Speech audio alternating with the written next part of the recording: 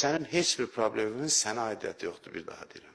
Sənin probleminin sahibi var. Bunu bir dəfəmlik başa düş. Onun dərdini çəkməklə özünə cəhənnəm eləyirsən hər şeyi. O necə olacaq, ay Allah? Allah deyir, sənin işindir o. Sənin işin deyil, mənim işimdir. Mənim işim özü. Sənin problem sənindirsə, dərdi mənimdir, həlli mənimdir. Müşkül mənim məsələmdir. Sən beynini doldurma, övlad dərdi, nə? O mənə deyir ki, biganə yaşayasın. Yox, biganəli deyil bu. Özü aid olan fikirlərlə məşğul olasan, yersiz şeylərin dərdini çəkməyəsən. Biləsən ki, iş sənin yox, onun əlindədir, bunu biləsən. Onda bir çox qəmdən adam azad olur. Bax, gör kimin əlindədir işlərin.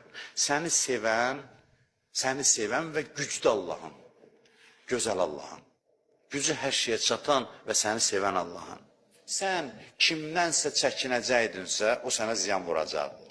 Sən dedin ki, Allaha təvəkkül o mənə nə edir? Allah dedi ki, o sənə zərər vurmayacaq. O səni vuracaqdır, vurmadı. Səni dəyişdi Allah. Sənin halınla dəyişdi. Sən təvəkkül edəndə heç bir problemdə özü üzməyəcəksən.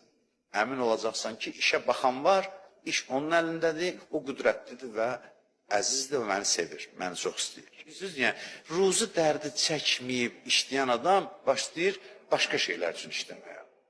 Onun içində olan yaradıcılıq inkişaf edir, onun içində olan o müxtəlif istedadlar üzə çıxır, daha çox təmərküzləşir bu məsələlərin üzərində.